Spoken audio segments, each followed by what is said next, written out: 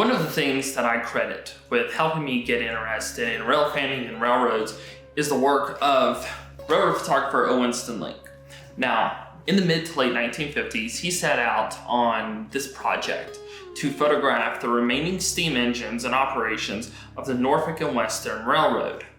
Now, I've been into photography for a little over a decade now, and I do digital photography, and starting in 2020, I started doing film photography, mostly 35 millimeter. I got into 120 in about 2021, 2022.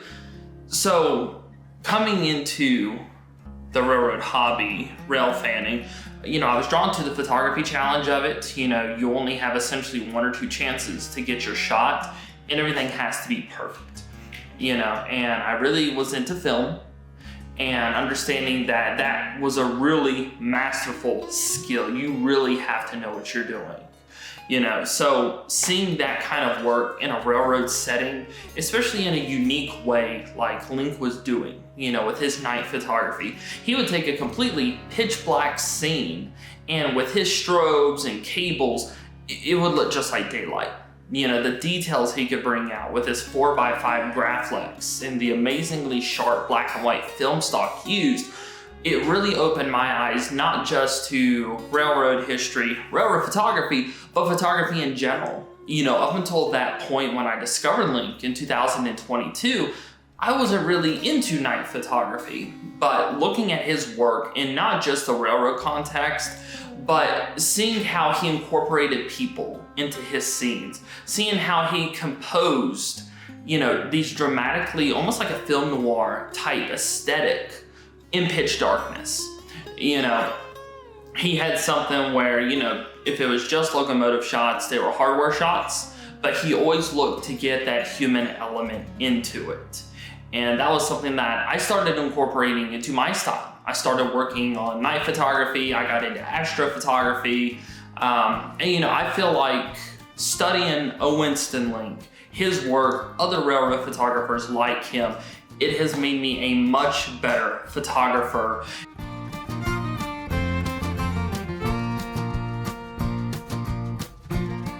So Winston Link has not just helped me improve my railroad photography and opening the doors for me to get into this topic, but he really made me a better photographer.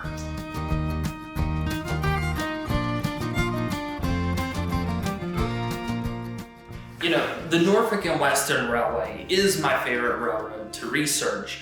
Just seeing his dramatic photos of the Cavalier, the Pocahontas, the Powhatan era.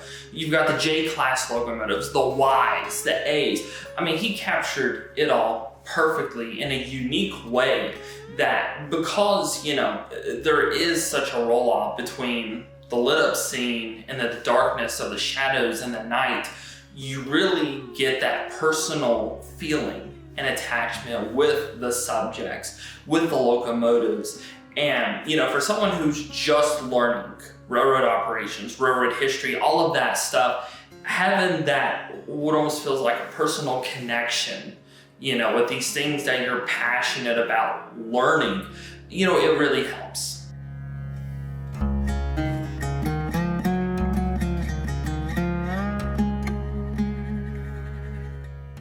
Now, I've got two of his books, Steam, Steel, and Stars, and then The Last Steam Railroad in America. I'm missing Life Along the Line as of the making of this video. That's the last one, and then I've got the trilogy. Now, there's a few others. There's Winston Link in his museum, and then there's In the Footsteps of the Owl, which I'm really excited to eventually get one day because some of the areas that the author goes into and photographs is areas around my old hometown. So, Winston Link is one of those people that, for a good reason, he has touched so many generations, so many photographers, a lot of my friends, a lot of people that I follow on Instagram and Facebook and YouTube, they do stuff similar to him. Even though we have amazing technology, great capabilities, there's something about Winston Link that is head and shoulders above everyone and stands on its own. In my opinion, even more so than other amazing railroad photographers like J. Parker Lamb, Shaughnessy, Steinbrenner, there's so many great ones.